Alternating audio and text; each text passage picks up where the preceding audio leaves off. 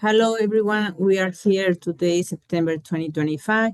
We have the honor to have with us Christeen Skinner. Most of you know Christeen, who is a brilliant astrologer from England. She is the NCGR delegate for the UK area, and we are very proud that Christeen is part of the NCGR. She will tell you what is the purpose of the NCGR and what she's going to tell us about this webinar. She's going to take us for a mysterious tour about how we can expect from the planet from now until a few years, maybe 2032, something like that. It's a lot of material she's going to cover. So she wants that we keep our questions at the end of the conference. If she has time, she's going to answer them, but we have to let her go to all the material that she has. Welcome, Christeen. Thank you to be with us. Well, thank you very much. I mean, in my typical Moon Sagittarius way, when you very kindly asked me to do this, and you said, what do you want to talk about? And I thought, oh, well, world events, that'll do, right? And of course, I didn't even think that this talk was going to happen between these two amazing eclipses. And of course, now, the news, there's something to talk about every minute. There's some politician has fallen on their sword or, unfortunately in the States been shot. So we're living in really quite extraordinary times. So I've changed the start of this talk, I don't know how many times. And it has, I'm afraid, become something of a mystery tour, as much to me as it might be to you. But let me start by saying this, and I really want you to focus on this picture. As I see it, we are moving about on the Earth, which is going through a bit of sort of cosmic soup. In the time that I'm talking, the Earth will have traveled thousands of miles, kilometers or whatever. And space is a very dangerous place. If you didn't know it already, we have been going past a black hole, which is around 19 degrees of Capricorn.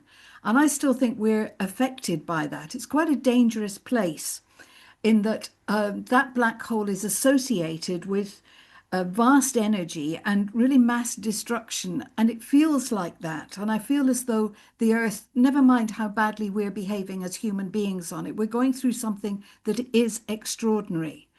But we are moving through at speed. And by the time I've finished this talk, I do really want to leave you with hope, because although the news is so dire, it won't last forever, because nothing does. And we, on our little global bit, on our little Earth, will have spun thousands of miles and hopefully into a better place by, I think, 2032. But I'm going to start off with the sun. I really wish that when we did our charts, immediately when it tells you where Jupiter and everything else is, I wish it would also tell you what the sun was doing on the day that you were born. Because whether, how busy the sun was as you arrived, I think has a great influence on the rest of your life. You're tuned into certain frequencies. And yes, absolutely, I think the position of the planets affects the sun and the sun affects the planets. Now, if you didn't know it, we're in the middle of what they call Sunspot cycle 25. The cycles have been recorded for a very long time, but in the last couple of 100 years, more precisely.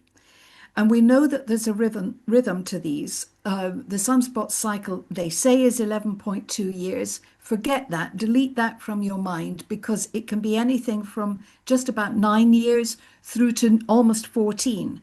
And they can't tell when their cycle starts how long it's going to be. There's so much that we just don't know. Just as I'm saying, we're spinning in this cosmic soup and we don't really know where we're traveling, we also don't really understand what's happening on the sun. Now, just have a look at this picture here, if you wouldn't mind. It's a graph that goes back to the 1850s through to the present. And this is the sunspot activity. Now, you're going to get a copy of this if you want it, and you'll be able to blow it up and see it yourself.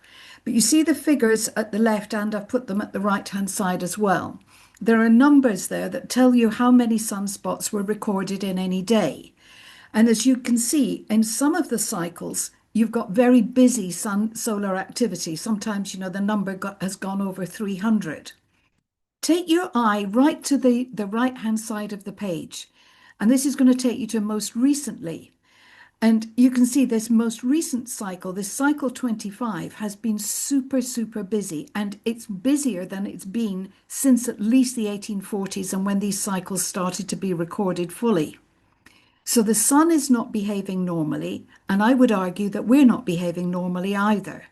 And that we're living through unprecedented times that our parents, grandparents, great-grandparents, nobody's been through quite like this, that we can go and look at their personal histories and relate to it. That should, of course, also be a little bit exciting. But just have a look at what happened last year. The big line here, hopefully I can point this out to you, that was August the 10th last year. And the sunspot activity that day was over 380 sunspots. Now, you might want to think back to what you were actually doing. It was August the 10th.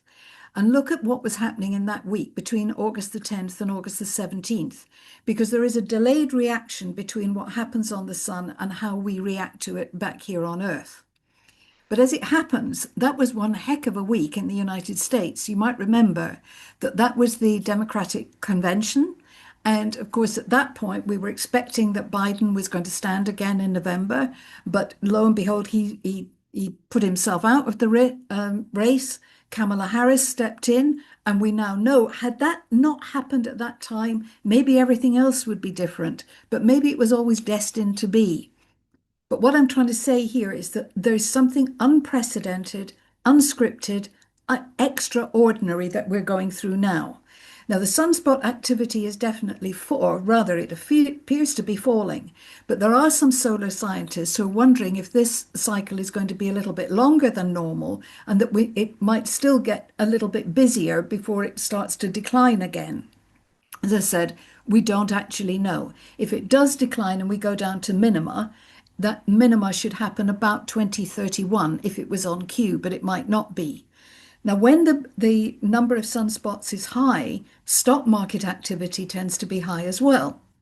When the number's low, people are a little bit more depressed and the traders don't push the numbers up quite as high as before. So it looks as though, I mean, if things were normal, we'd have a climb up now and now they would go then into a fall, but it might not do that. If you want to look at this, look at spaceweather.com each day. You can put it as an app on your phone. It doesn't cost you anything. And you can see what the sunspot activity for each day is. And it's useful to notice. Because if you've had a very hyped up day, you may think, oh gosh, look at that. 2 days ago, the sunspot activity was very high as well. It's the delayed reaction. So we're all of us, it affects our hormones, it affects everything. Unfortunately, I'm going to take you through some charts that don't look very wholesome at the moment, but I do really want to focus by the end of this talk on the fact that there is hope. I know it looks as though we're going and looking into a black hole and it's all bleak and everything is absolutely ghastly. I know all that. And I don't want to be too Pollyanna about this, but I also know that words carry a huge amount of weight. And as an astrologer, you have some responsibility about the wordings that you use, because we know you're planting the seed in someone's mind. If you look at them and say, actually, I don't even want to give an example of this, but if you say, well, look, if you've got planet X and planet Y do this in your chart, probably that means that you get depressed. As soon as you've planted that seed, you can't take it away again. So we need to be really careful. And I won't I hope I'm going to do my very best. I really am going to do my best not to be negative about everything, but I do need to be also realistic about some of the challenges that lie ahead. First of all, though, I want to show you this triangle that is operating right now and inside each of us as much as it is in the political world outside.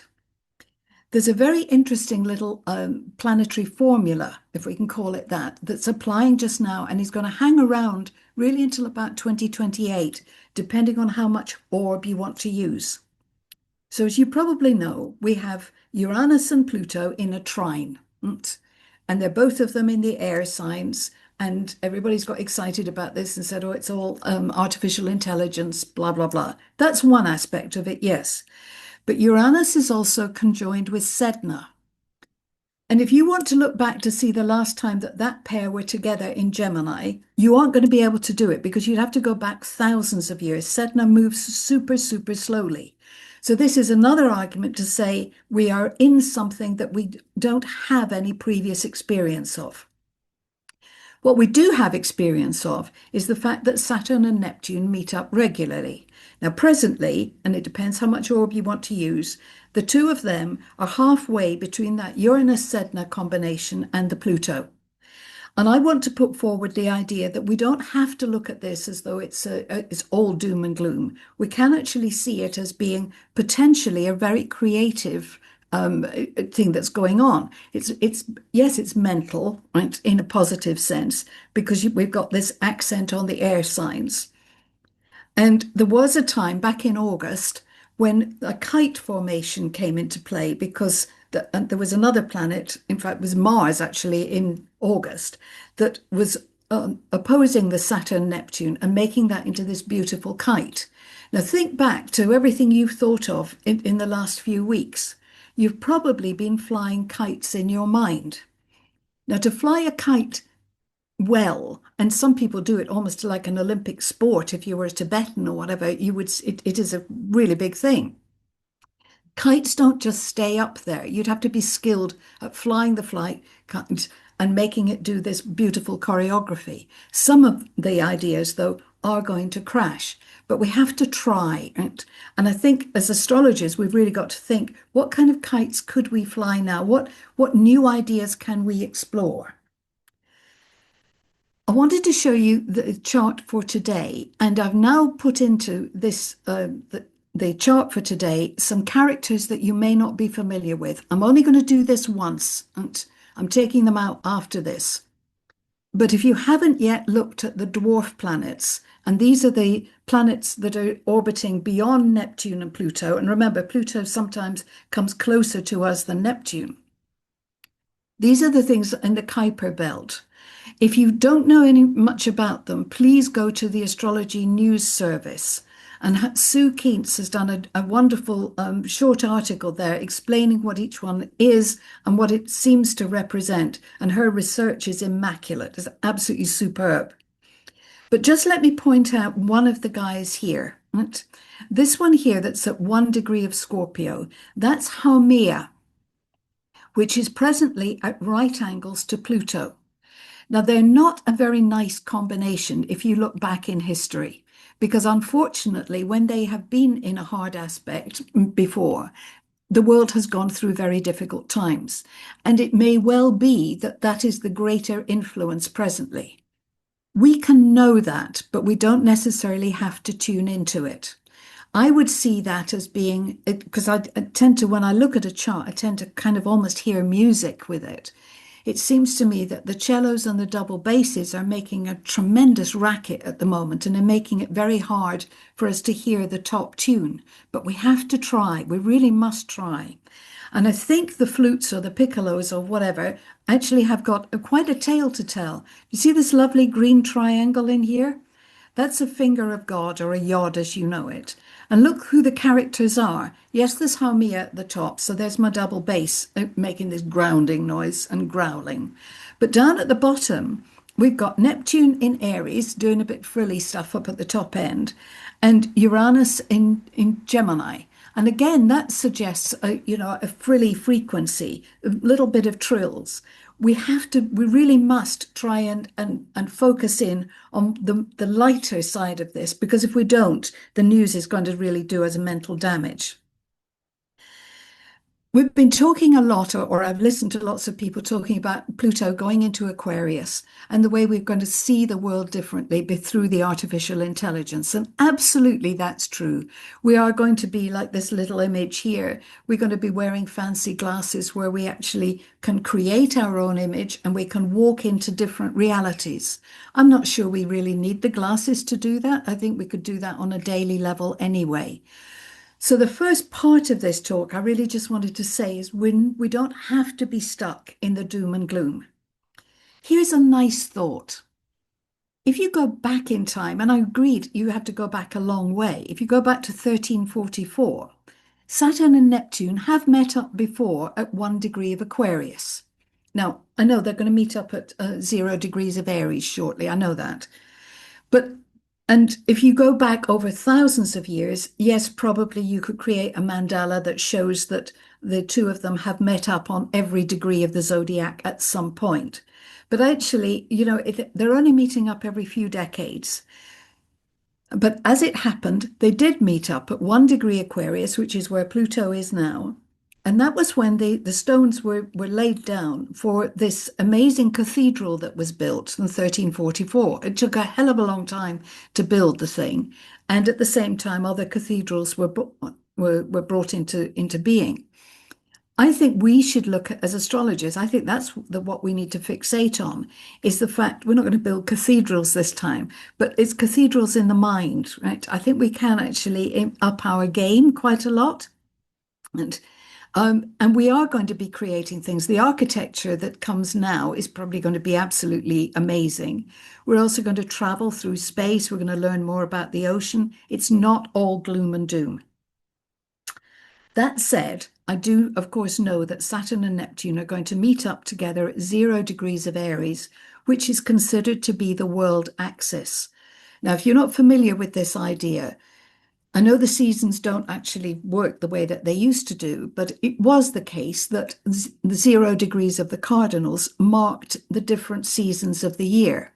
So 0 degrees of Aries, Cancer, Libra, and Capricorn marked milestones, which were celebrated in practically every culture. It is a really profound degree, 0 degrees of Aries. If you lived on Mars or Venus or whatever, it would have no relevance whatsoever. It's because we're on Earth. It's because of where we are as our relationship with the sun. So it is a big story. Now, yes, absolutely. If I did, and I'm not doing it now, if you looked at the history of dis-ease, you can find a correlation between the Saturn-Neptune cycle and dis-ease on the planet. Yes, you can. But you could also find architectural styles. You can find music styles. We don't have to look down the negative stuff all of the time. Now, everybody's fixated, or it seems to me everyone's fixated on February of next year. But actually, the two of them are going to meet up earlier. From a heliocentric perspective, they'll meet up on the 11th of December of this year. And as it happens, when they do, this is the heliocentric version, Mercury will be at 26 degrees of Virgo, which is give or take about 90 degrees away from the Galactic Center. So, mark the 11th of December in your diary, because that's a possible day for flying a different type of kite, maybe, right? But also tuning into a different kind of music, a different kind of dance. But something positive could happen. It's not imperative that this is going to be a difficulty. That said, I do wonder whether or not we're going to have to cope with some form of dis-ease over this next 18 months. And I am concerned that we might have a form of COVID again, and that therefore we need to keep ourselves as healthy as possible ahead of this thing. So the purpose of this talk was to cover the 7 years between now and 2032. I chose the picture here because I just want you to think of the idea of us surfing different waves, but simultaneously. So we have several cycles that we've got to go through. We've got to decode these, which is not easy. I'm fast forwarding now to where we're going to end up. I want to take us on a journey from today through to 2032. And the date that I've chosen in 2032 is the date of the next Saturn-Uranus conjunction, which will be at 28 degrees of Gemini, more or less opposing the Galactic Center. Now, I'm going to show you a lot of charts this afternoon or this morning, wherever you are. But I'm not going to spend 10 minutes on each of them. I'm simply highlighted the bits that I think are valuable information for us to hold. So first of all, learn today that we're going to have a Saturn-Uranus conjunction at 28 degrees of Gemini, which is, again, very close to one of the cardinal points. I'd also like you to note that when that happens, the nodes will be straddling across 7 degrees of Scorpio and 7 degrees of Taurus.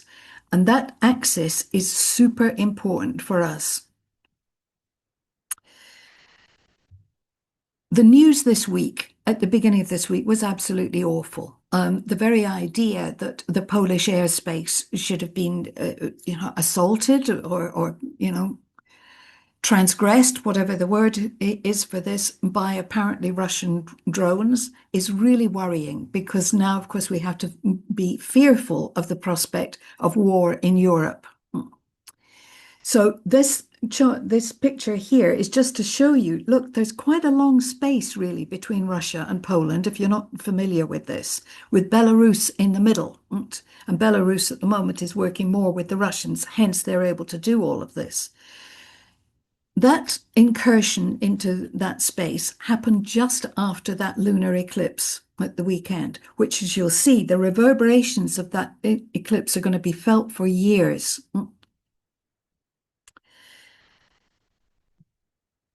If I go back, bear with me for a minute, we're going back to that map in a moment.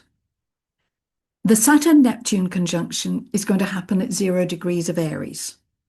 If you go back, you would discover that there was another one in 1738, which wasn't at 0 degrees of Aries, but it was at 0 degrees of Cancer, which is another, on that cardinal axis. And it's amazing to look back at the history of that time. It was a bit of a political debacle at that time too. And the little box that I've put there, you can see there's Uranus, which was out of bounds, hence it's in a different color. And it was in contraparallel with the sun. So it was a time of political disturbance. And look what happened. The Russian army began its attempts to cross the Dniester River and fails after 3 weeks. It was later decimated by plague. Now, that's quite something, because I think we know, if you have read Mundane Astrology, the book by Michael Bajan, Nick Campion, and Charles Harvey, they have a chapter in there where they talk about how Russia has, well, the Soviet Union rather, responded to the Saturn-Neptune cycle. And absolutely, Russia is playing a big role presently, again, as we approach this Saturn-Neptune. Sadly, I think that we're also, if there is dis-ease next year, it may be dis-ease that's one of the things that brings the present hostilities to a halt. Although, truthfully speaking, I do think that we've got a few years of this to go. Now, I asked you before to hold on to that 7 degrees of Taurus and Scorpio. I didn't know about this chart until recently, and I'm really sorry that I didn't know about it earlier, because it's a fabulous chart. I've now called it the Vice chart of mankind, but I should really be honoring somebody called Mies, Meece. And if you can find his horoscopes for the new millennium, it's the most stunning book. It's brilliant. And in that, what he proposed is that there are charts of mankind, in other words, charts that cover whole generations. And his proposal was that you use the chart for the eclipse that immediately preceded the most recent Neptune-Pluto conjunction, which was in about 1892. And if you do that, this is the chart. Please copy it, because it's a brilliant chart to work with. That eclipse happened with the sun and moon at 7 degrees of Taurus. And when you've got time, go back through the history of the 20th century, and you'll find that although the world wars and things, it's that axis that is always affected. I've also highlighted in this that 24 degrees of Capricorn, and that's because there's going to be a solar eclipse on that degree in January of 2029, which is, I think, when things are really going to start to change, right? I mean, they're changing all the time, but when we feel that there's a dynamic shift and people are looking for more, they're putting more energy into putting things right than being destructive. This is a difficult chart. Do spend time with it, but you can see the whole political theme of the present age with the sun and moon opposing Uranus. So now we should have a quick look at Poland, that suffered this incursion just the other night. What I've done here, shortage of time and things, I've put 2 charts together. On the inner wheel here is the chart for Poland. the most recent chart for Poland goes back to just after the war, 28th of June 1945. So it's an early degree of Cancer, which means that it's going to have to cope with both Saturn and Neptune squaring its Sun position in the next couple of years. And on the outside, I've put the recent one for Russia. And the present Russia goes back to the 25th of December 1991. And in all of this, can we just honor Dr. Nick Campion, who's the one who's provided us with all this data, which is amazing. So when you put the two charts together, you can see the friction between them. Russia's Chiron is exactly on Poland's Pluto, both of them at 8 degrees of Leo, which for me is only 1 degree away from the vice chart of mankind, which, 7 degrees of the fixed signs, Taurus and Scorpio. So that rather suggests, this is a big story here. The bigger story, though, is that Russia has a Venus-Pluto conjunction in 21, 22 degrees of Scorpio, which opposes Poland's Venus. So the two Venuses are virtually in opposition with one another. And there's a real can I say that? I desire thing that Russia has for the Polish area. What, of course, I didn't know, and I'm only really just getting to grips with Sedna now, is that Russia's Sedna at 11 degrees of Taurus, and that's a critical degree too for Europe, is on the Mars position for Poland. So these are all stress points, and they're going to be stressed now for the next few years. On top of that, there is a nodal thing between them. Russia's north node is on Poland's south node. So there is a destiny thing here. As it happens, there will be a solar eclipse in November of 2031. I'm going to give you a list of eclipses in a minute, and you'll see that rather suggests that the nature of the relationship will change dramatically in 2031, but we're not there yet. Now, I promised you a list. So I've only done the solar eclipses over the next few years, and you will have a copy of this, by the way.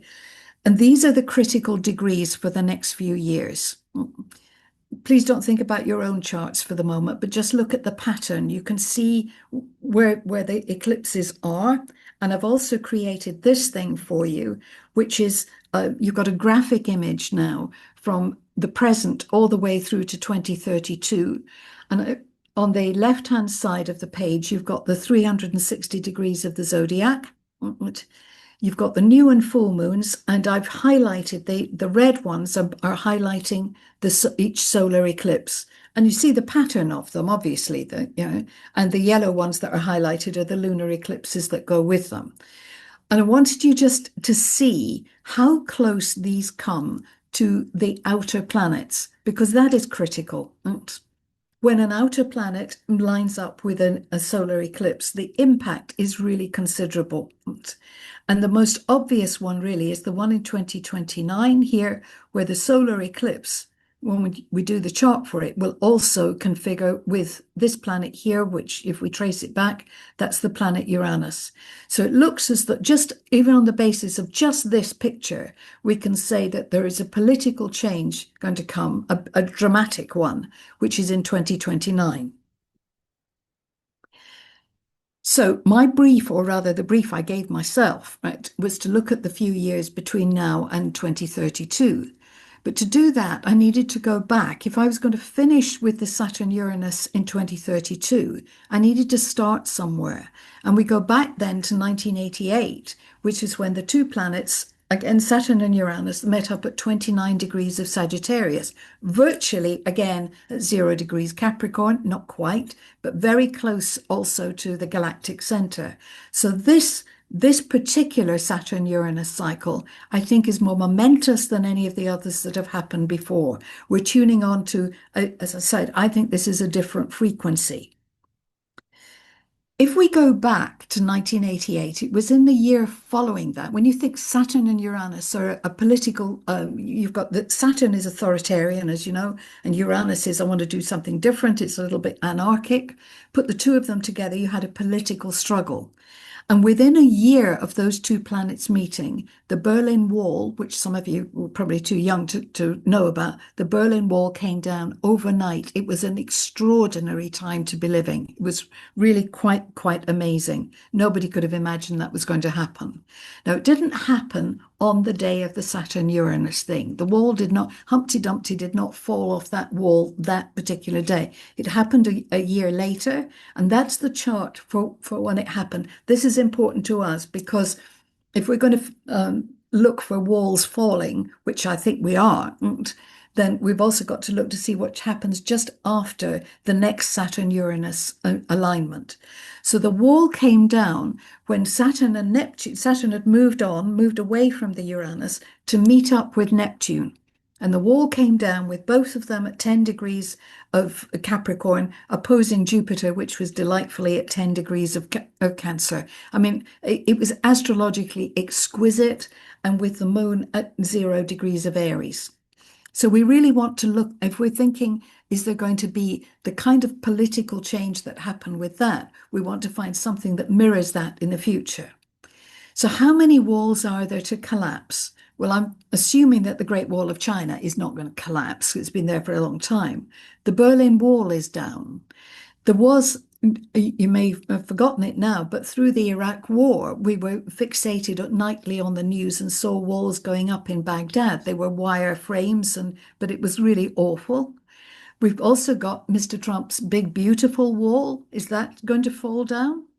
There's the longest fence, apparently, in the world is on the border between India and Bangladesh. A much more vicious and unkind wall exists. It's the Moroccan wall that lasts for 1,700 miles and goes, most of it, of course, is through kind of uninhabitable land through the Sahara. But it's a long, long wall to keep peoples apart.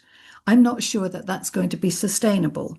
And then, of course, you know, close to home, we've had the walls that went up in Belfast that divided communities. But I think Saturn-Uranus coming together is going to see another wall collapse. So I went to look to see when would that be. And just slightly out of my frame, so in other words, just slightly away from, Saturn has to move on a bit. The Saturn-Uranus alignment is at the end of Gemini. So they will, both of them have moved along just a little bit by the 8th of June of 2033. And at that point, I looked at this chart and thought this is quite an interesting date because the moon and node will both be at 19 degrees of Libra, opposing Neptune with the south node. So I looked at that and thought that's quite interesting. And Mars will be opposing Mercury that day. Now, I don't have to be right about this. I might not even live long enough for this one, but I do think walls of some kind will collapse following the Saturn-Uranus. Now, for them to collapse, there has to be the desire for a very big change. And I think this next few years is about recalibration of what people really want and desire. I do think that our world is going to be very, very different by 2033. This is like a child's painting of how the countries are. But already borders are collapsing, and I expect the picture in 2033 will be substantially different. I don't want us to fall into a black hole. I'm taking us back now to our chart for when I started at 5 o'clock. Today, Jupiter is at 19 degrees of Cancer, opposing this black hole that we've gone past that was at 19 degrees of Capricorn, and that we're still I think it's still resonating. So I think what we're going through now is like the dirty bit of the soup. And I'm hopeful that once we're past this, we can get into something brighter.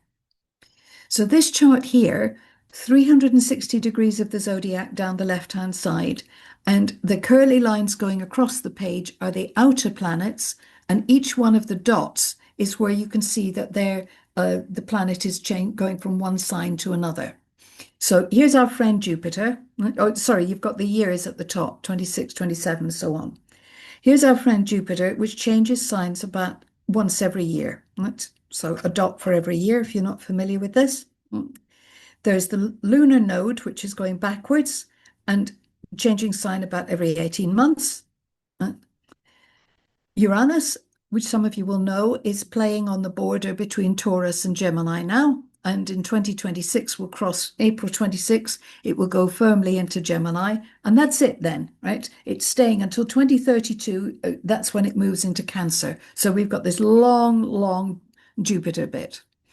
Chiron will move in 2026 through 27. It dances between Aries and Taurus, but once it's into Taurus in 27, that's it for a long time. Saturn is going to go into Aries, which you know, and then it will join Chiron in Taurus in 2028. Neptune, once it's into Aries, that's it for the time frame that we're talking about. So the big changes, the really big gear changes, and the new sounds that are coming in, they will come in 26 and 27, 28, and then it's more regular. So we've got it's a noise, it's a cacophony, right? It's like the entire brass department going mental for the next couple of years. So I think our world is going to change. I think that will be as much to do with climate change and the fact that people have to move elsewhere in order to be able to feed themselves, as much as it is to do with politics. So here, I want to focus on where I think the hardest bits are. This time, instead of looking at 360 degrees of the zodiac, I've just done it into a 90-degree graph. And I've highlighted the bits where planets are either going to be conjunct or at right angle or at 180 degrees from one another. And the concentration is from about the third quarter of 2028 through until 2030. And the hard bit really is in 2028, because what we have is we've got a mixture of Pluto, Saturn, and Chiron, all in some convoluted dance together. Now, we haven't lived through this in this way, because we're going to have Saturn going through Saturn and Chiron in Taurus, and Pluto in Aquarius. These are fixed signs. These are really stubborn. Have you ever tried to persuade a Taurus or an Aquarius to alter direction? It takes monumental effort, right? But of course, when they do change direction, they charge off at speed. You know, the bull in the china shop business. That's where the real heart of things are. That's what you need to look at your own chart for 28 and 29. So one of the questions that I posed, and because people ask all the time, is, will we have a recession? Or are things going to keep going up? Right? Nothing can keep going up forever. It doesn't make any sense. Right? There has to be a rhythm. Night follows day, day follows night. Right? There is a classic rhythm. Louise McWhirter, who was somebody who apparently worked with the great Gann, who was the financial astrologer, but with also other astrologers, came up with this thing which absolutely works in the United States. I would argue it doesn't work so well in other countries, but it's variations on a theme. And what she showed here is the business cycle, and that prices tended to go up when the node was going through Leo, right, and fell down when the node was going through Pisces. So where we are now, the node is going through Pisces, prices are down when the node is in Aquarius. Where we are now, the node is going through Pisces, so we're about to go into the downward trend. That's the first thing. So I did some work on this. Recessions are always caused by different things, right? There isn't an economic formula that applies for every single recession. They're driven by different things. But if we go back through the 20th century, and I can do it for the 19th, but I can't, I've got too much to do today. If I do that, I can find a pattern to recessions. So on the left-hand side here, the left-hand column, you've got two Scorpios followed by more or less two Sagittarius, or 3 Sagittarius, Capricorn, and then what's it going to be for 28? Now, what that is, that tells you the sign that Jupiter was traveling in. On the right-hand side, there's another pattern, and this is the pattern created by the lunar node, which in 1902 was crossing the Capricorn-Aquarius boundary. In 1920, the Leo-Virgo one. But can you see there's a pattern there as well? Now, if we follow the pattern through, then the likelihood is that there will be a recession in 2028. my colleague Grace Morris is saying that actually we could feel it from 2027, and I'm not going to disagree with that. I think what we're looking at is 27, 28 as being a time when property prices will be at their lowest. Now, obviously, every situation is different. This is a global thing, though. But we are seeing, when I'm talking to the economist friends now and people who study the property cycle, they look for signs. And one of the big signs that they look for is, no pun intended there, is they look for when there's going to be a really big building. And as soon as they see that somebody is reaching for the stars, they know that if it's going beyond whatever mankind has done before, as soon as that happens, the fall is going to happen soon afterwards. So we're about 18 months off that, which should concur then with Grace's view that it might be 2027. I'm going to go a little bit more for 2028. And that's because I'm concerned about the eclipse that is in January of 2028, which is at 6 degrees of Aquarius, when the sun and moon will also be conjunct Pluto. I'm concerned about that, as just that little configuration worries me a little bit. It's too much heavy emphasis in Aquarius, which can be a bit, I am not going to move. This is my opinion. We also have them more or less at right angles to Chiron. And I think it's a difficult picture. Right? And Jupiter also at right angles to the Galactic Center. So I think, going back to my musical terms, I think that's a symbol crash. I think that's something that's really quite harsh at the beginning of 2028. Rather more worrying is what happens 6 months later, which is the 8th of June of 2028, when Saturn and Chiron align at exactly 6 degrees and 51 minutes of Taurus, which is, we're back onto that chart of mankind, right?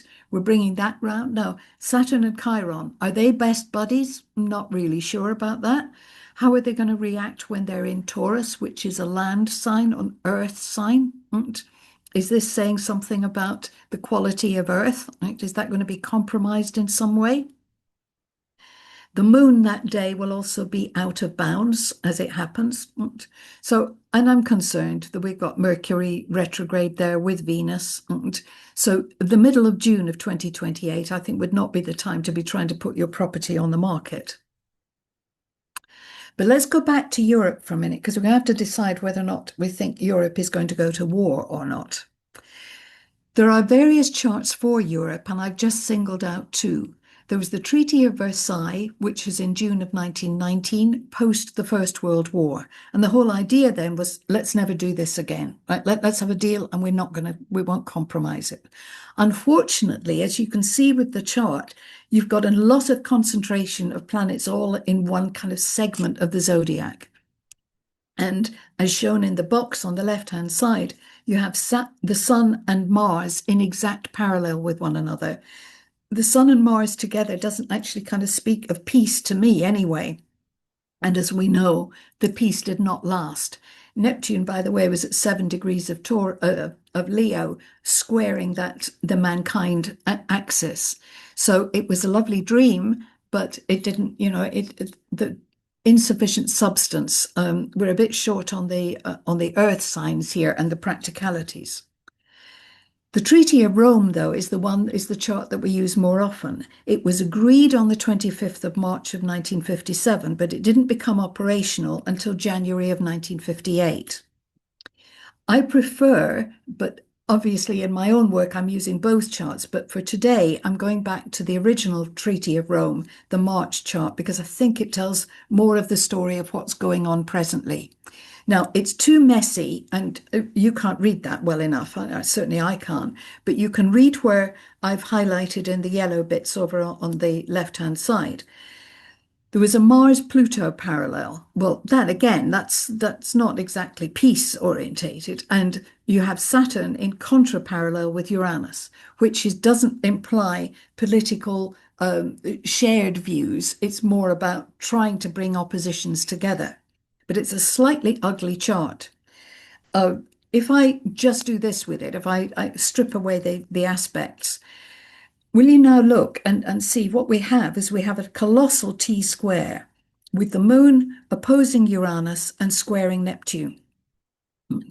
And presently, of course, Pluto is going past the moon. Now, if the moon represents the peoples, right, which it's supposed to do, right, we have been living with peoples who have very different political agendas, that's the Uranus thing, and very different creative and spiritual moves as well, and trying, as T-squares do, trying to bring them all together, and very Neptunian thing.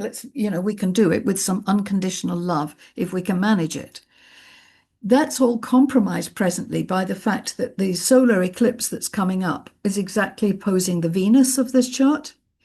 But then it's also we're going to have to deal with the fact that Neptune is going to go past the Sun position, as indeed is Saturn. Going back to earlier this year, there was a solar eclipse on March the 29th, if I remember correctly, at 9 degrees of Aries. So there was an eclipse on its Mercury. So there was trouble ahead. All the clues were there, and that eventually led to the, what's it called now?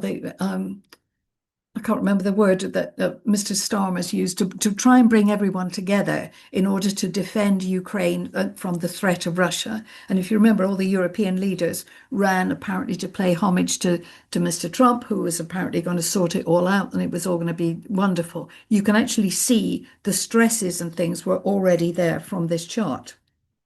Now, this is a chart for Ukraine, which goes back to the 1st of December 1991. You might remember that Russia was the 25th, so Ukraine is in fact slightly older than Russia, only by a few days. But it's got Saturn at 2 degrees of Aquarius. So Pluto is attacking this Saturn now. So its structure and everything is compromised presently. It's also got an out of bounds Mercury. And I think most people would agree that part of the difficulty with Ukraine is that Mr. Zelensky is permanently on a communication crusade, trying to persuade people to give them the assistance that they need.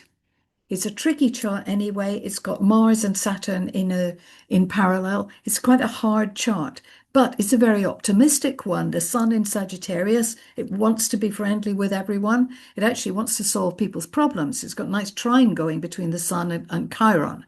But nevertheless, somehow or other, Pluto's got to get past 2 degrees of Aquarius. It's also got to get over that descendant position because this is an accurate chart. Now, going back then to Russia's chart, and remember it's a little bit younger, right? Russia's midheaven is more or less exactly on that chart of mankind, the Taurus bit there. Russia has a tricky chart. It's born that little bit later. It's not a Sagittarius, it's a Capricorn. Right? And it definitely does have ambition, there's no question. Saturn opposes the Chiron.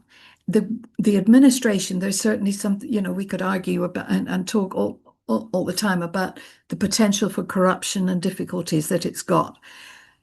But if you look again at the parallels over here, you have Mars, the Sun, and Uranus all in parallel with one another. It's determination. And presently, of course, we've got Pluto, which is also out of bounds, by the way, at 23 degrees, affecting all of that. So there is presently, there's a toxicity going on. And that, I think, is going to last for a little bit longer. I think, and did think right from, February of 2022, that this is a 7-year war. I don't want to think like that. But if you look at this and look how the number 7 keeps coming up here. 7 degrees of Sagittarius were rising. So that means that if you were doing converse arcs 7 years later, the converse ascendant would go back into Scorpio. That's number 1. Number 2, there's 7 degrees between the Sun and Jupiter. So that progressed Sun, or directed, whichever you want to do, the progressed Sun will move on to the Jupiter in 7 years. There's more or less, well, it's actually 8 degrees between the Mercury and the Saturn. You can find 6 between the Venus and Pluto. You can do all of this yourselves. But for me, I think this thing is not going to be over fully until the early part of 2029. And that fits in with that eclipse and everything else that I'm looked at. And the real thing is how many of us are going to be drawn into this in 2028. This is just here, I've put the 2 charts together, the Ukraine itself and the invasion. I think the invasion, it's expressed best really with the fact that Chiron was crossing its midheaven. And maybe, that happens to the rest of us as well. Chiron going over the midheaven, you can feel as though, sometimes if I've had clients who've got at work, they feel a kind of slight loss of status because somebody has, the company has changed the rules. Somehow they've changed titles and they feel sidelined. There is something of a takeover mission with that. Now, what we need, of course, is NATO to step in and stop all the problems. And that would be really nice. But I'm not sure that it can. NATO has been in a weakened state in recent times. NATO, and this is an accurate chart again, the ascendant is 2 degrees of Scorpio.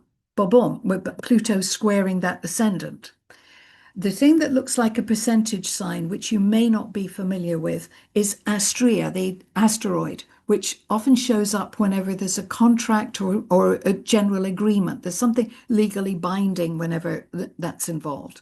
And Pluto has been opposing that. And what happened was that there's been this thing about who's funding NATO, who should be paying for it.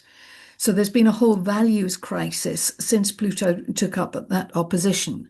I'm concerned about what's going to happen now with the eclipse coming up in just over a week's time, which is at 28 degrees of Virgo, which is exactly on the Ceres position. I hope the thing won't crumble, but I'm also aware that the nodes at the moment are about, 18 degrees of Pisces. They're moving backwards through the zodiac. So they're going to oppose the Saturn, the Moon, and the Sun, and then the Pluto.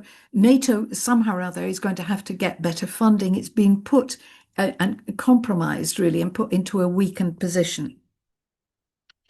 If I look further and look at its progressions for today, Neptune is now more or less with the South Node, so that you can see that that's where it's weakened. And that eclipse the other night, that lunar eclipse, was more or less exactly on the progressed Saturn position. So you can see that the concern must be, how can it fund itself? And particularly now that Russia has developed these extraordinary drones with this long range capacity. Yes, I mean, there is a lot for us to be concerned about. But we're going to cross over now and move over to the United States. Sorry, I couldn't get a better map. That's a bit colorful, a bit childlike. But I did feel, and when I wrote the original Financial Universe book back in 2004, I didn't see that the United States could continue in the form that it had. Now, rather than go into a whole thing about which chart do you use for the United States, I decided to take the chart for its constitution. Please ignore the ascendant and the midheaven thing. I don't have an accurate time for this. But what I do know, right, I do more or less know exactly what was going on the day itself. Mars over here was with the South Node, parallel to the South Node, just slightly out of bounds. But the big story here is that we have Venus exactly opposing Sedna, and that was affected by the lunar eclipse the other night. We've also got nodes which are more or less on the world axis and which are going to be affected by both Saturn and Neptune very soon. Now, this will be the first time that Saturn and Neptune together have affected that cardinal thing, because the other chart I showed you was for 1738, pre the Constitution. So the Constitution of the US has been, and I think it continues to be, under significant stress. There is a wonderful historian who's writing at the moment, Heather Cox Richardson, and I'm following the nearly daily things now, where she's amazing. She comes up with all these dates from the past, but you can see the stress that the Constitution is under, and I'm actually not sure that it can survive in its present form. That takes us then to the inauguration for earlier this year, which you may remember had that very difficult Grand Cross formation with Mercury at right angles to Chiron, at right angles to Mars, at right angles to the Moon. And it should really be no surprise at all that we've had all the trade disagreements. But it's also been extremely muddly. And the configuration of that is all those planets in Pisces, right? Where there's a lack of clarity. Are the tariffs going to happen or are they not going to happen? Right? We aren't going to know that yet. We've known really, astrologers have known from the start we weren't going to know about which way the tariffs were going to go until Saturn gets completely past that nodal position. This is now a crisis, as I think we'd all agree. It's a massive crisis. It's a crisis with the solar eclipse that's coming in just a week's time that is on the south node of this. So this chart is still, every chart is always working. But you can follow the transits to this chart and you can find, if you need to look for a tariff story, just look at the transits to this one. Anytime, even the moon going past 18, 19 degrees of any of the cardinal signs, you see a shake-up and a bit more of a story from the tariff point of view. What we have here is the constitution on the inside and on the outside, the inauguration chart. And I just wanted you to see just how much stress there was. The key thing was that at the inauguration, Saturn was going past the Sedna position of the constitution. So, and that is saying, well, actually, what is this constitution? How is it going to work? It's hold on a minute. It's not. Is it right for all the people? Because Saturn is also opposing the Venus. So the stress that the thing is going through can actually be seen. It's just part of the transits. But the transits will pass, as do the node thing. It's a crisis now, right? But I don't think it will be forever. What we can do is we can fast forward. That's the beauty of astrology. We don't have to live in today. We can go someplace else.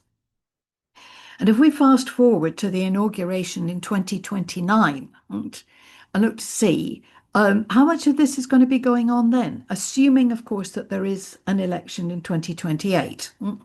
But if there is, then there is the Americans have a definite system. 20th of January, midday, or just after midday, they swear in the new president.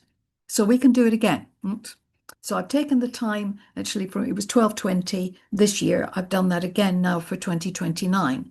And what I was looking to see was, first of all, 18, 19 degrees of the cardinals. Is that going to show up again? Well, it doesn't quite. Right? Not quite. There's echoes of it, but it's not direct. But we've also got the moon and Neptune in a conjunction. The moon is on a very sensitive financial degree of 8 degrees of Aries, so it looks a bit weakened then, so it doesn't look very healthy for the dollar. But this Pluto will have moved away from the sun. And Pluto is then coming into making, or rather Uranus will have been in a trine with the Pluto. It's quite a different picture that's coming up. There is a kite formation in there.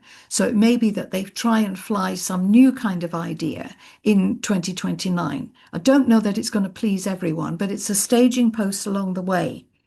Venus and Uranus will be in contraparallel with one another. And that rather says, the split, the continuing split between two sides, probably in this case between the haves and the have-nots. But there's a potential for things altering course. And the potential is there in that the south node will be at 13 degrees of Cancer, which is the USA's solar position for the 4th of July. That's also in square to Mars, right? So it might be an uncomfortable thing, as though you were turning around a boat. You wouldn't turn around the boat too quickly because it will topple over. But it does suggest that there will be an alteration in the direction. Just prior to the eclipse, to the inauguration, which is on the 20th of January, there will be a solar eclipse just a few days later on the 14th. And that's a very different picture there. And I'm starting my diary notes now, looking at the transits to this. Now, if this one will come into being with Venus at right angles to Mars. So I haven't done it for today, but what I will be doing is I will be looking at the Venus-Mars cycle to see how that fits in with this, to see how the political, if you think of it as being opposing forces, male, female, or, Republican, Democrat, whatever, we need to go back to the year before. It would be quite interesting actually to work on it collectively and see how we feel about this. But there are a few elements here that make me think there might be attempts towards reconciliation, particularly with the Mars opposing Neptune. Going slightly north for a moment, we go into Canada. And this is Canada's chart. Now, again, I know that Canada's got several charts and some people prefer the Scorpio one. I'm choosing today the 1st of July because they celebrate their birthday then. And I think if a country celebrates, then we should use that one. But it's had a bit of a crisis because that lunar eclipse was again within a couple of degrees of its nodal axis, and its nodal axis squares its Venus. It's Venus in Gemini, and what's it done? It's fallen out with its neighbor, or rather, its neighbor's fallen out with it. What's going to happen next? Well, Saturn is definitely going into Aries. It's not skipping a sign. So Saturn is going to go, and in fact, Saturn gets stuck at 14 degrees of Aries next year. It stations there. So Saturn is going to station on Canada's Neptune. And I leave it to you to think about what that might mean. But it also suggests with Saturn going over its ascendant, which when that happens with a person, Saturn's the planet with the rings. It's the planet about commitment. So some people choose to get divorced then, some people get married then, but it's a crisis, it's a relationship crisis. I suspect that's going to be more with its next door neighbor. It was rather extraordinary that Mark Carney got the job under the lunar eclipse that I think was on the 14th of March, earlier this year anyway. So he got the job actually under an eclipse, which is kind of quite interesting. But his chart is amazing because his chart picks up exactly the lunar eclipse that we've just had. He has this extraordinary grand cross. I mean, obviously you can do the chart yourself, but Saturn, for him, he's had his Saturn return and he got the job more or less as Saturn was going past his sun, and he's really had to take on immense responsibility. But again, the crisis came this week with this lunar eclipse, and it makes me wonder now, who is he actually going to be making friends with? Sorry, I should have put this in there, but if you go back to that eclipse list that I gave you, there's a solar eclipse going to pick up on his ascendant and his Jupiter in a couple of years' time. So I do wonder if he's going to go off and do another job and not actually stay as a premier or whatever they call it there. Mexico is the other one we have to look at. I've been choosing to use the chart for the 16th of September, 1810. I've chosen to use it because I think it's ringing true with the recent the tariffs that were imposed on them. It has its Mercury at 18 degrees of Libra, which is exactly where the moon was on the inauguration chart. And Mexico was, faced with really considerable tariffs and shocks and what have you. Pluto, again, the lunar eclipse picked it up. But there's a much, much bigger tale to tell here because Uranus is going over its Jupiter. And suddenly it's, Uranus, whenever Uranus is involved, you're looking at something that is unprepared, right? The unexpected, something deviant, something different. It's going across its Jupiter, and suddenly Mexico is making friends in new places. It's got Jupiter in the 9th house. And I think many people might have been surprised at some of the connections that have been made. No chart is perfect, and this one is a difficult one. The Sun opposes Pluto, the Sun in Virgo, right? It's a bit, paper ready, a bit admin ready maybe. But now with this Jupiter, I do wonder, are they going to join forces with Canada? Are they going to become part of a new trading bloc? Very, very interesting. And this is just looking at the transits, right? But it too, it came into being under a Saturn Neptune conjunction. So it's going to tune into the new Saturn Neptune next year. And I think with a bit of boldness, is going to step forward. Its leader, Claudia Sheinbaum, she has the moon at 0 degrees of Aries. So she's going to get bombed by both the Saturn and the Neptune. I wonder what that will mean for her at any level. Her Uranus, though, is very, very close to Mr. Trump's ascendant. So she must be a bit of an irritant for him. I think we should watch this space because the node is going to go past her Chiron and her Jupiter. I think she may be quite a force to be reckoned with at the beginning of next year. But whether or not that's sustained, I'm not sure, because, I mean, we don't know. But she is going to have to deal with Saturn is going to station on her descendant. Now, this could, of course, be her private life. It doesn't have to be, her central political role. But I do wonder what the moves will be in Mexico. And going back to my thinking about that wall eventually coming down. And I was looking, I work for somebody in Mexico, and I've been working for him for better part of 20 years. And he quite often reminds me that I said that the border between the US and Mexico would alter in the middle of in this decade. And he keeps saying to me, we're at 2025 now, Christine, when's it going to happen? But I do wonder whether or not California mightn't, become more aligned with Mexico, or maybe it's going to be Canada. I don't know. But if we look at the progressions here, Mexico is definitely going to be big time in the news next year. That it's progressed Mercury. It's already in the news. Progressed Mercury, 8 degrees of Taurus, and both Saturn and Neptune, and Saturn and Chiron are headed there. I wonder, given that it came into being with a Saturn-Neptune conjunction, I wonder what plants grow there, and whether or not we're going to, some pharmaceutical thing is going to come from there, some drugs that will be really magical, really amazing. And I hope it's not Pollyanna thinking, but I just think it's got a sustained Uranus transit over the Jupiter. And I think we're going to hear many, many surprises coming from Mexico. The Middle East, I didn't even know where to start with this. As I said, I gave myself far too much to do.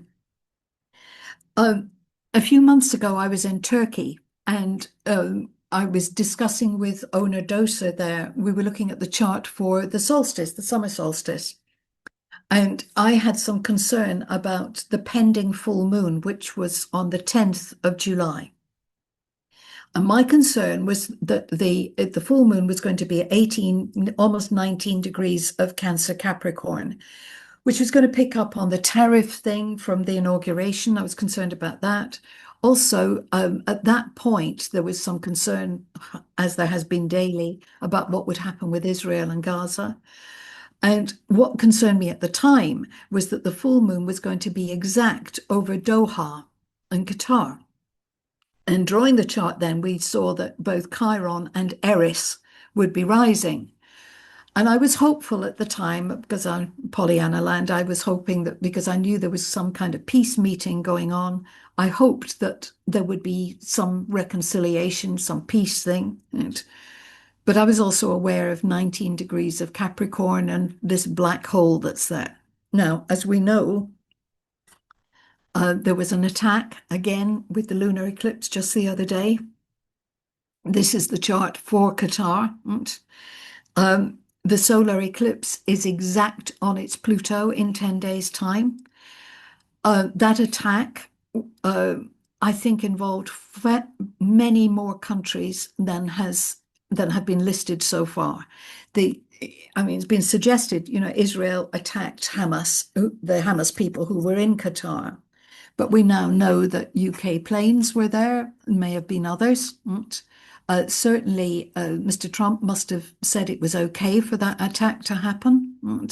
So Qatar is very, very much in the news, and I think will continue to be, given that Chiron, this 13 degrees of Aries, Saturn is going to station there. Now, if Chiron, if it sees Chiron, and look at that kite formation there, if its role as being the problem place, the place where problems are solved, political problems get solved here. I'm hopeful, of course I'm hopeful, that when Saturn sits on top of the Chiron, that some solution will be found. We can only watch and learn. Israel's chart, and I don't want to spend time on this, I just simply want to show you that Israel's chart is affected by all sorts of things, particularly a series of 3 eclipses. The January 2029 one, which I've mentioned, will be more or less exact on its IC. The one in 2030 is exact on its Mercury. The one in 2031 aligns with its Chiron and its node. So the story of Israel is indeed a painful, difficult story. But perhaps it needs a reformat, and perhaps those eclipses will bring that reformat. There is no chart for Gaza. What there is a chart for Palestine and an agreement that was made in Cairo in Egypt.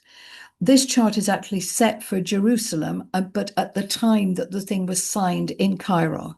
And this was the Palestine one that supposedly was supposed to give security for the Gaza region. As we know, it's done anything but. But it's a very tricky chart, this one. The moon is exact on the Mars-Neptune midpoint, which I think is really a tricky one, because if you think of the moon as being the people, we've got people in a weakened state. We've also got the Uranus Hygeia midpoint there. So that says something about the health of the people, which we know now it must be just hellish. It must just really be diabolical. Uranus has been opposing the Pluto of this, and the place, as we know, has been bombed to smithereens. If we're looking for any good news here at all, the good news has surely got to be that Jupiter will eventually do some magic. But I think we're kind of stuck with this until the nodes go past that Saturn and the moon. I know there's far more that we could talk about with this. I just want to say I think that there is some hope, but unfortunately, I don't think it's tomorrow. Now, none of this stuff would be happening in the Middle East if we weren't all greedy for oil, right? The Americans would never have been out there, right? We wouldn't have been out there. The British really sodded it all up after the First World War, right? Because once oil was found, everybody's greedy for that area. And I was reading this book about, the pipelines. It's awful. It's just really awful. So I think really everything goes back to this greed for oil. And please God, the sooner we come up with an alternative, the better. But this is the chart for oil. And I think it's one that you really want to print out and put on your fridge and learn, because I do think that we learn a lot from this. The IC of this chart, which is more or less exact, this was the reason that oil is measured in barrels is because it was a barrel that happened to be handy when the first oil came up. So they used that, and now it's measured like that.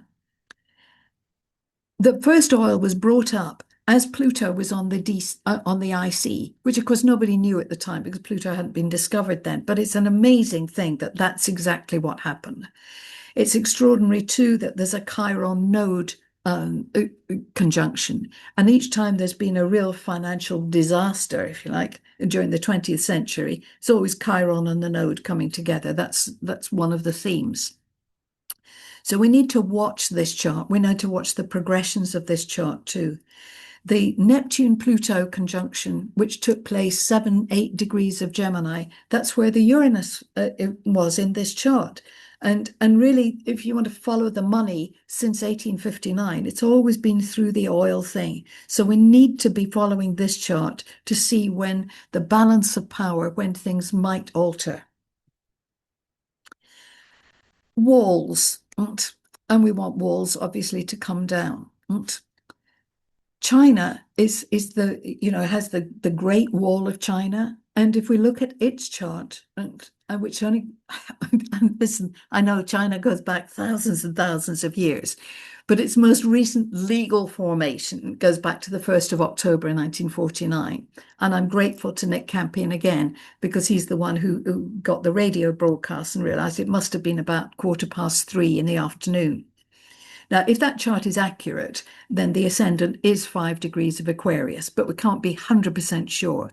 The moon won't have moved that much within the hour, so it's definitely the moon is about 3 degrees of Aquarius.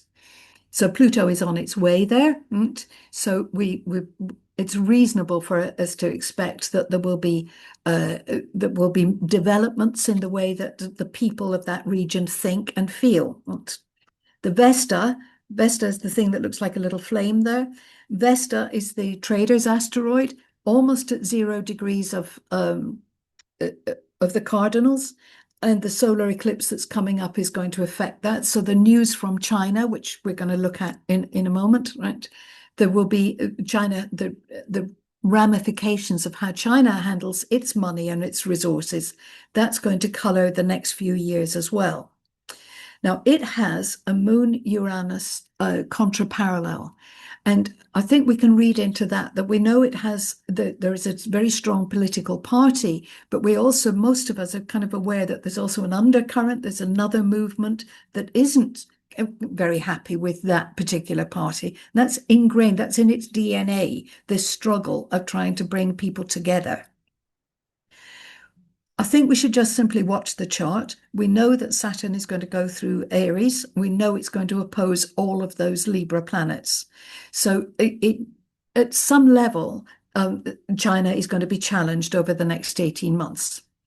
But what I particularly wanted to look at here was this Yod configuration, the Moon with Chiron with Uranus. Now, I mean, going back years, I was hopeful that when Pluto opposed the Uranus position, I think most of us kind of thought maybe there would be a big shake-up in the political structure.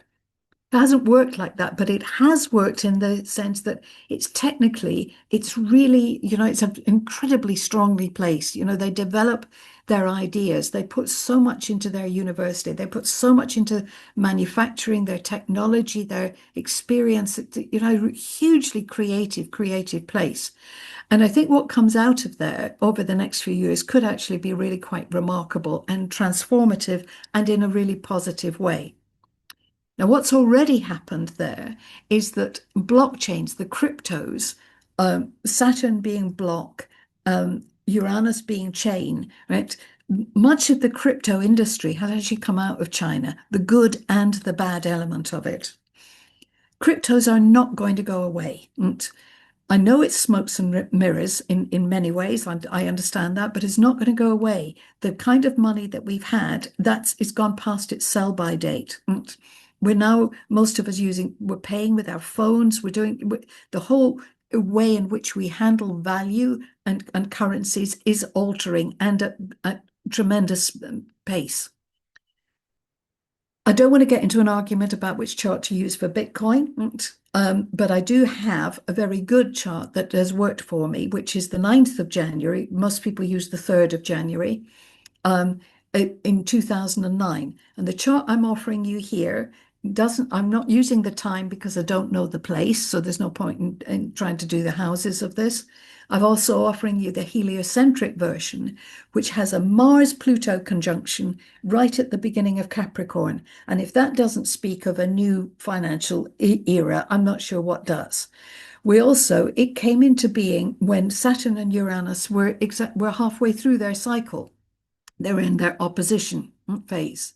And I'm not showing you here, but in my monthly class things, I've shown how every time Saturn and Uranus make a formal aspect between themselves, right? And we've had quintiles recently, right? The price of Bitcoin shoots up it responds to Saturn Uranus. Right?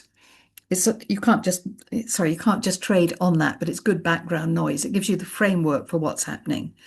Pluto, of course, has got to pass the Jupiter position of this heliocentrically as well. So the Bitcoin price, if you were holding it outside of and for longer than 2031, I think you probably do very well. So I'm coming to the end. You'll be pleased. My voice is going to go. The world is very definitely changing. Even newspapers, we're not going to have them. We barely have them now.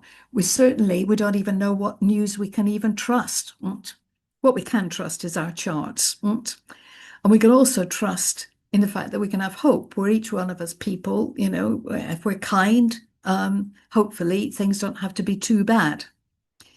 We have gone through similar things before, right? Well, after the last war, the last World War, we set up the United Nations. It was supposed to solve everything. Unfortunately, it's not a balanced power, as we know. It has the declinations, Moon, Mars, and Uranus. Right. Well, that doesn't actually spell peace in any way. But the hope for peace was there with all of these planets in Libra in this seventh house here, but the sun at 1 degree and a bit of Scorpio. So that sun is being attacked presently by Haumea that I introduced you to earlier, and also by Pluto. And it's really, so it has to be reformatted. And I think we have to accept that the United Nations, as it stands, requires a shake-up. And maybe that's one of the good things that will happen over the next 18 months. This, though, its progress chart for just a few weeks ago in the middle of July. And this was my concern at that point. The progressed sun at 21 of Capricorn opposed Saturn at 21 of Cancer, with Sedna exactly between them. A T-square, an awkward T-square. It wasn't the only one. Chiron was opposing the Sedna with Saturn in between it. The United Nations has been under immense strain. And the coming solar eclipse, which will be at right angles to the nodal axis here, really says something about the fact it's not just Gaza, it's not just Ukraine, it's what's happening in the Bangladesh border. It's, I mean, there are so many areas of the world that now require huge amounts of attention and peace structures. I think this is about the last chart, I think. So I wanted to finish on what I hoped was going to be a bright note. In 2028, which I agree is going to be a difficult year, and nothing happens quickly. As I said, you can't turn around a boat quickly, it'll topple over. Jupiter will go into Libra. If Libra does its job well, if it does, it should act as a good arbitrator and a diplomat. It's going to make eventually, it's going to make a very nice trine to both Uranus and Pluto. All of them in air signs. So perhaps thinking is going to change. Perhaps we're going to think and communicate better, because if we did that, then we'd get rid of wars. I said that I thought that maybe there would come a time when a wall would fall down. I don't think it can until after the 28th of June of 2032. But I think walls can come down then. And maybe part of what we're going through presently, and remember that by 2032, the nodal axis will be mirroring that chart of mankind axis. Maybe by then we'll be ready for a new age. Now, there are a lot of charts here. There were 70 odd charts. If you want the PDF of this, please just email my assistant. It's very simple, juliecityscopes@gmail.com. And she'll send this out to you tomorrow, the PDF. If you want to find other information, these are a few places to go.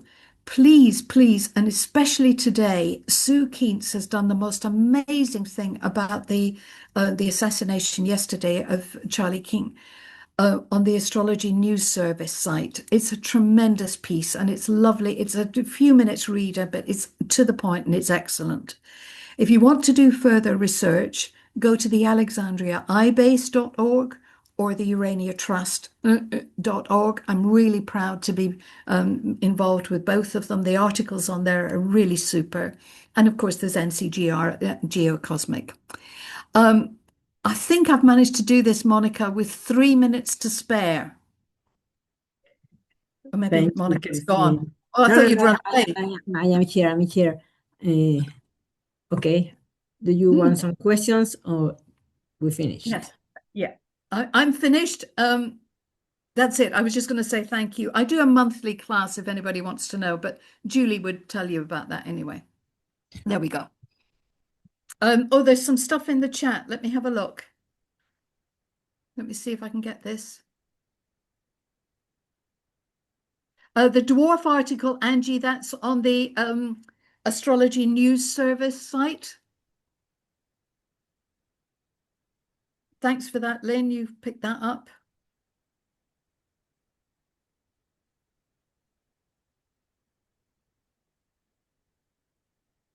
Oh, Sue is there. Gotta get it. Sue, thank you.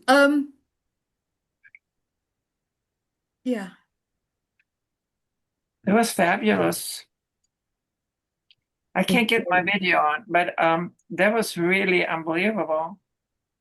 Okay, Christine, I think everybody enjoyed your webinar very much. There are no really questions in the chat box.